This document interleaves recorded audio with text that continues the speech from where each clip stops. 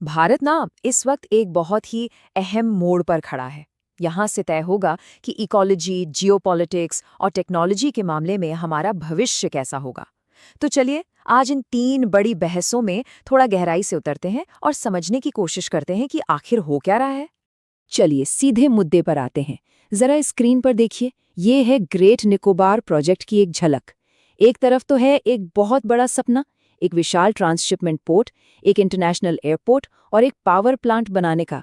लेकिन दूसरी तरफ देखिए इसकी कीमत।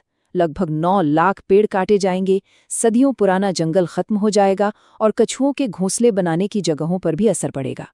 और यहीं से हमारी पहली बहस की शुरुआत होती है। तो हमारी पहली बहस है विकास और पर्यावरण के बीच की सीधी टक्कर। और इसका सबसे बड़ा उदाहरण है अंडमान और निकोबार में चल रहा ये ग्रेट निकोबार प्रोजेक्ट। सवाल सीधा सा है, क्या रणनीतिक विकास के लिए पर्यावरण की कुर्बानी दी जा सकती है? ये एक बहुत ही नाजुक संतुलन का मामला है। देखिए, इतिहास हमें हमेशा कुछ सिखाता है और यहाँ एक बहुत बड़ी चेतावनी छिपी है। प्रशांत महासागर में एक द्वीप था, बनाबा। 20वीं सदी में वहाँ फॉस्फेट निकालने के लिए इतनी खुदाई हुई, इतनी माइनिंग हुई कि पूरा द्वीप तबाह हो गया और वहाँ के मूल निवासियों को जबरदस्ती कहीं और भेज दिया गया। ये किस्सा हमें एक कड़वा सबक सिखाता है कि जब सिर्फ और सिर्फ पैसे और फायदे को देखा जाता है तो अंजाम कितना भयानक हो सकता है। और बात सिर्फ पेड़ों और जानवरों की नहीं है, इसकी एक इंसानी कीमत भी है। वहां रहने वाली शोम्पेन और निकोबारी जनजातियों का क्या होगा? ऐसी चिंताएं सामने आ रही हैं कि फॉरेस्ट राइट्स एक्ट के तहत उनके जो अधिकार हैं उन्हें पूरी तरह से नजरअंदाज किया जा रहा है। कहा जा रहा है कि उनसे अपनी ही जमीन के लिए सरेंडर सर्टिफिकेट पर साइन करवाया जा रहा है। अच्छा, अब चलते हैं अपनी दूसरी बहस की तरफ, जो हमें सीधे कश्मीर ले जाती है। यहाँ एक तरफ टूरिज्म के जरिए कश्मीर की अर्थव्यवस्था को फिर से खड़ा करने की कोशिश हो रही है, तो दूसरी तरफ सुरक्षा की चुनौतियां मुंह बाए खड़ी हैं। तो ये बहस है उम्मीद और जोखिम के बीच संतुलन साधने की। तो सरकार की रणनीति क्या है? मोटे तौर पे ये 2 बातों पे टिकी है। पहला, इंस्टीट्यूशनल कैपेसिटी को मजबूत करना, और दूसरा, ऐसे माउंटेन ट्रेल्स और ऐतिहासिक जगहों को डेवलप करना जो पर्यावरण के लिए भी अच्छे हों। मतलब ट्रैकिंग के रास्तों को पक्का करना, टिकट, परमिट और मेडिकल सुविधाओं का एक अच्छा सिस्टम बनाना, ताकि टूरिस्ट का अनुभव ज्यादा सुरक्षित और बेहतर हो सके। और हाँ, इस प्लान को हकीकत में बदलने के लिए अच्छा खासा पैसा भी लगाया जा रहा है। जम्मू और कश्मीर में अलग अलग सरकारी विभागों को विकास के कामों के लिए 9,680 करोड़ रुपए दिए गए हैं। ये दिखाता है कि वहाँ की आर्थिक तरक्की को कितनी गंभीरता से लिया जा रहा है।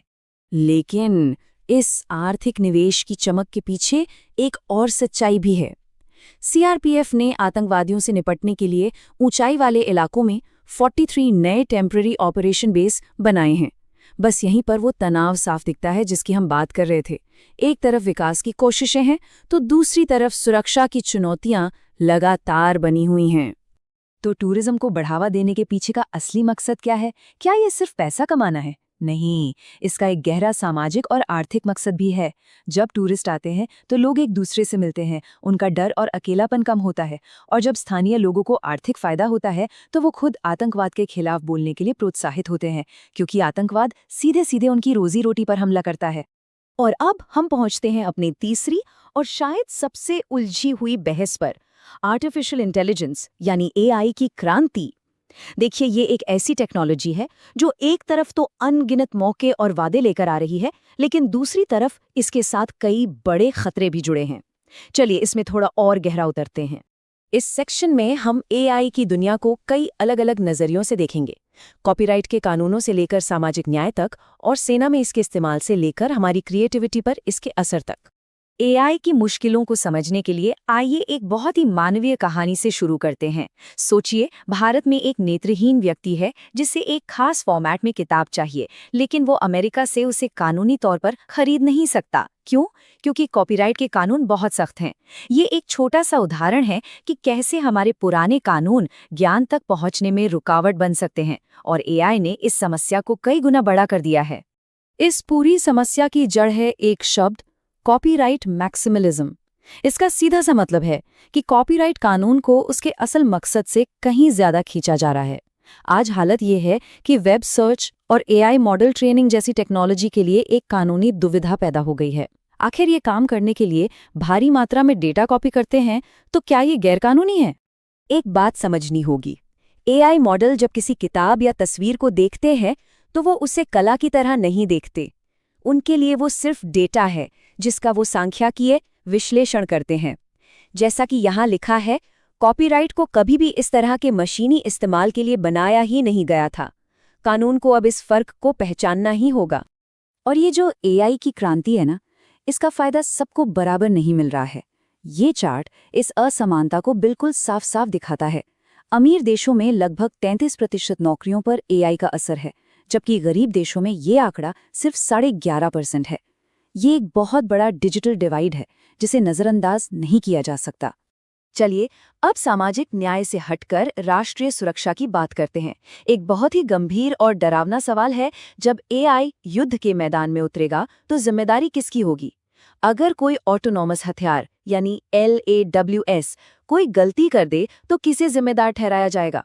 भारत जब अपनी मिलिट्री एआई स्ट्रैटेजी बना रहा है तो उसे इस सवाल से जूझना पड़ रहा है। और आखिर में वो डर जो हम सबको है, क्या एआई हमारी रचनात्मकता, हमारी क्रिएटिविटी को खत्म कर देगा? ये कोट एक बहुत ही दिलचस्प बात कहता है। खतरा एआई से नहीं है कि वो बहुत ज्यादा सोचता है, खतरा इस बात से है कि वो हमें कम सोचने का मौका दे देता है। असली चुनौती टेक्नोलॉजी नहीं बल्कि हमारा आलस है। तो इन सारी जटिल बहसों को एक साथ लाने के बाद सवाल ये उठता है कि आखिर रास्ता क्या है? क्या भारत इन सभी अलग अलग हितों के बीच संतुलन बनाने के लिए कोई अपना एक अनोखा रास्ता निकाल सकता है? एआई के मामले में भारत एक तीसरे रास्ते की बात कर रहा है। ये एक ऐसा मॉडल है जो अपनी रणनीतिक आज़ादी को भी बनाए रखना चाहता है, पब्लिक और प्राइवेट सेक्टर को साथ लेकर चलना चाहता है और ऐसे नियम बनाना चाहता है जो भारत की ज़रूरतों के हिसाब से हों। ये एक बैलेंस्ड अप्रोच है जो शायद दुनिया के दूसरे देशों के लिए भी एक मिसाल बन सकता है। और आखिर में ये सारी बातें हमें एक अंतिम और बहुत बड़े सवाल पर लाकर छोड़ देती हैं। विकास, सुरक्षा और टेक्नोलॉजी, इन तीनों के चौराहे पर खड़ा भारत अपने भविष्य के लिए आखिर कौन सा रास्ता चुनेगा? इसका जवाब तो शायद आने वाला वक्त ही देगा, लेकिन इसके बारे में सोचना और सही चुनाव करना आज हम सबकी जिम्मेदारी है।